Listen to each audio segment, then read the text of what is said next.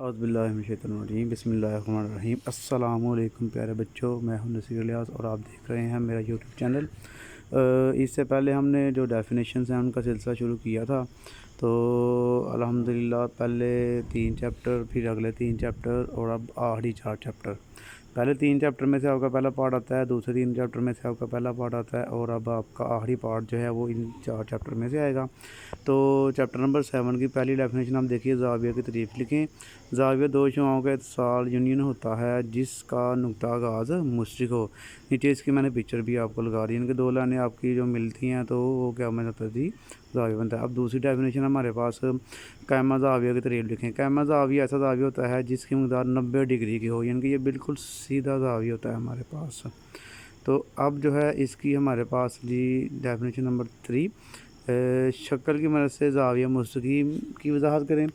زاویہ مستقیم کی مقدار 180 ڈگری ہوتی ہے، یعنی کہ اگر آپ اس کی ڈائیگرام دیکھنا، یہ بالکل سیدھی یعنی کہ اینگل بنتا ہے۔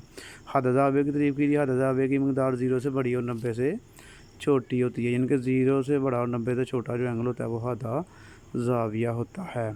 اب ڈیفینیشن نمبر ہمارے پاس ہے جی 5، زاویہ منقص یا عکسی زاویہ کی تعریف کریں۔ عکسی زاویہ کی مقدار 180 سے بڑی اور 360 سے کم ہوتی ہے، یعنی کہ 180 سے لے کے 360 تک جو ہوتے ہیں وہ عکسی زاویہ ہوتا ہے۔ اب نمبر 6 ہے ہمارے پاس، وہ ہے جی مساوی زاویہ کی تعریف اور شکل لکھیے۔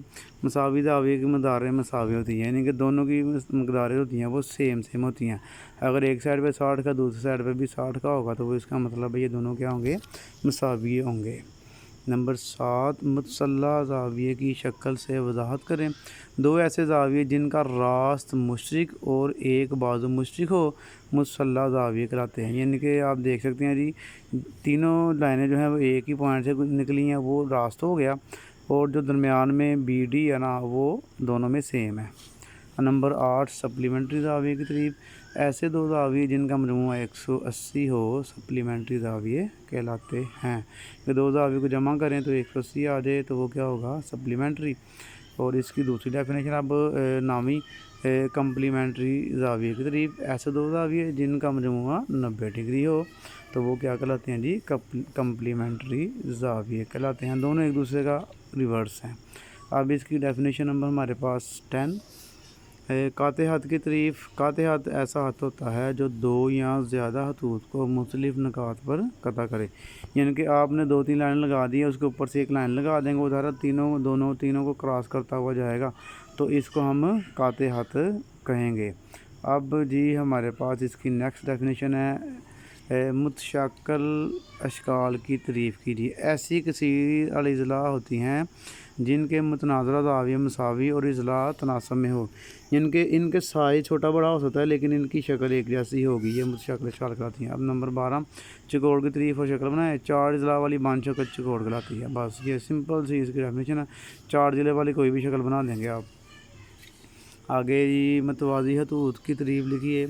ایک ہی مستوی میں واقع ایسے 2 خطوط جو کبھی نہ ملیں متوازی خطوط کہلاتے ہیں، یعنی کہ متوازی ایک دوسرے کے اوپر نیچے آپ سیدھی لائن لگا دیں گے، کبھی بھی وہ ایک دوسرے کو ٹچ نہیں کر سکتے۔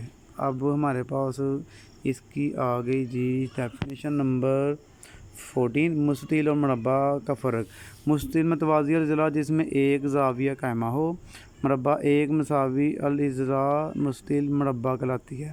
مربع میں 4 سائڈیں سیم ہوتی ہیں جبکہ مستطیل میں سیم نہیں ہوتی۔ اب جی نمبر 15، مرکزی زاویہ کی تعریف لکھیں۔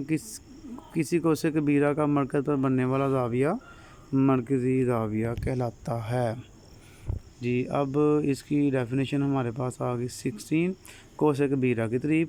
کوس جو نصف دائرے سے بڑی ہو کوسے کبیرہ کہلاتی ہے، یعنی کہ ایک دائرہ ہے اس کے اگر آپ 2 حصے کر دیں، ایک چھوٹا ایک بڑا، جو بڑا حصہ ہوگا وہ کوسے کبیرہ، جو چھوٹا حصہ وہ کوسے صغیرہ کہلاتا ہے۔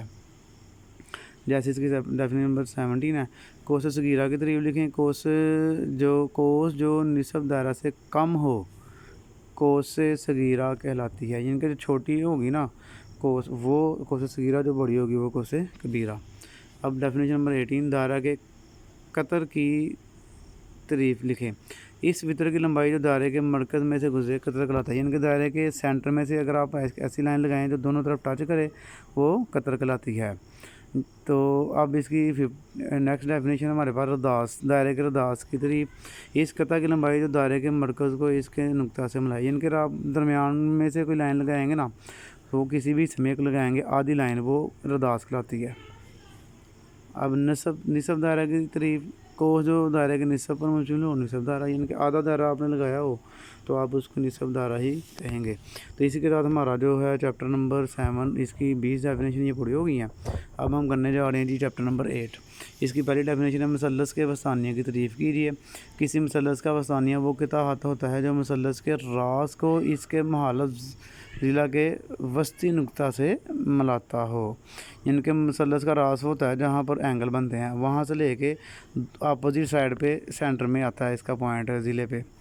मुसल्लस का मरकज़ शकल ऐसा पॉइंट होता है जहाँ पर तीनों वस्तानिया मिलते हैं, यानी कि वो नुक्ता जिस पर वस्तानिया मिलते हैं मुसल्लस का मरकज़ी शकल या मरकज़ी नुक्ता कहलाता है। अब नंबर 3, मुसल्लस के मुद्दिनासब से क्या मुराद है? ऐसा किता हत जो किसी मुसल्लस के ज़िला की तनसीब करे, इनके 3 ज़िले होते हैं और ज़िलों की तनसीब करे और इस ज़िला पर अमूद हो, उसके ऊपर अमूदी लाइन लगती है, तो वो मुसल्लस के ज़िला का मुद्दिनासब कहलाता है। अब नेक्स्ट है इसकी नंबर 4, मुसल्लस के मुहासरा मरकज़ की तारीफ़ कीजिए। वो नुक्ता जहाँ पर मुसल्लस के तीनों अजला के नासब मिलते हैं, मुसल्लस का मुहासर मरकज़ कहलाता है। ये मैंने साथ साथ ही इकट्ठी की ताकि आपको समझ आ जाए। और नेक्स्ट डेफिनेशन हमारे पास 5, मुसल्लस के इर्तिफ़ा से क्या मुराद है? मुसल्लस का इर्तिफ़ा इसके किसी रास से मुखालिफ ज़िला पर अमूद होता है।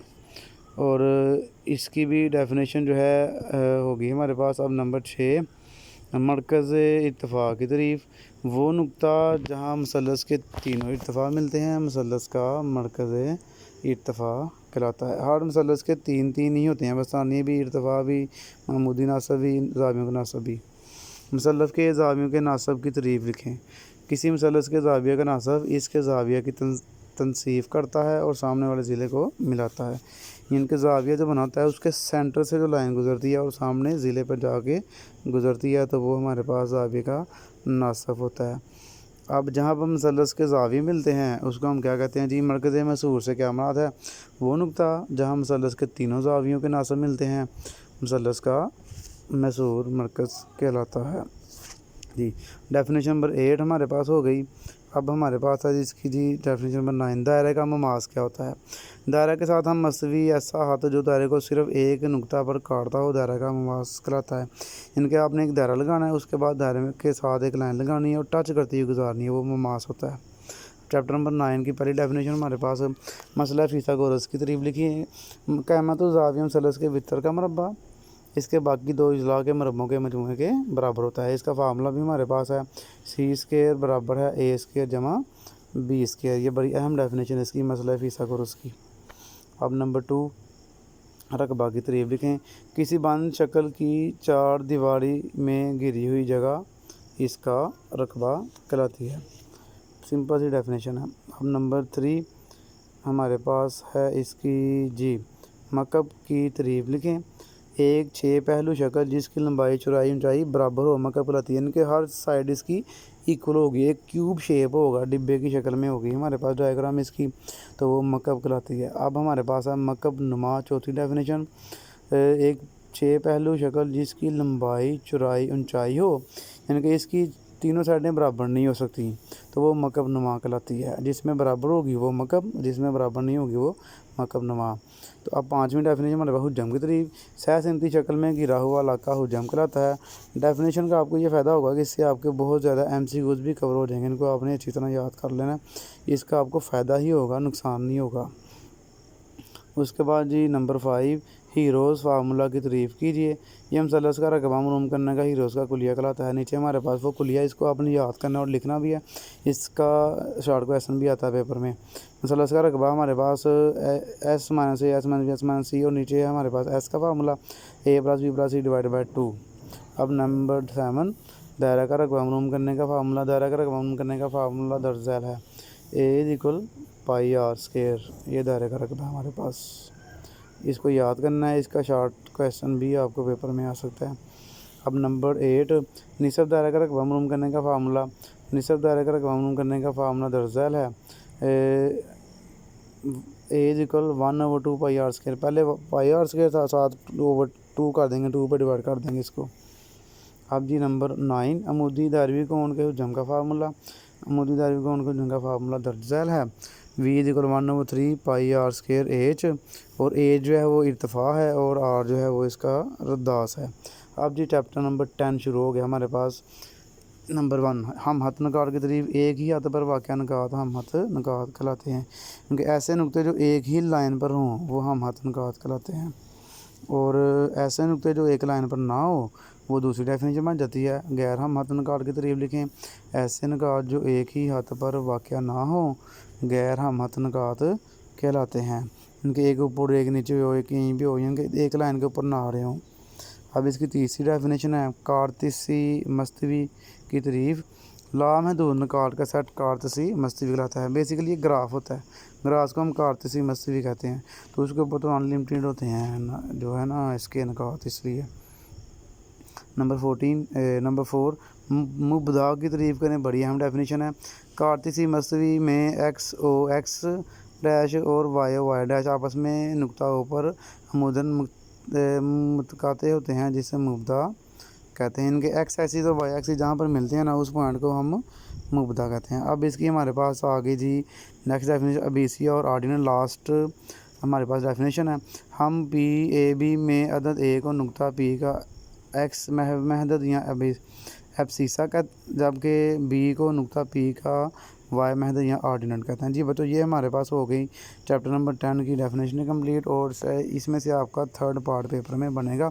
ان کو آپ نے خوب اچھی طرح یاد کرنا ہے اور اس کو لکھ کے یاد کرنا ہے.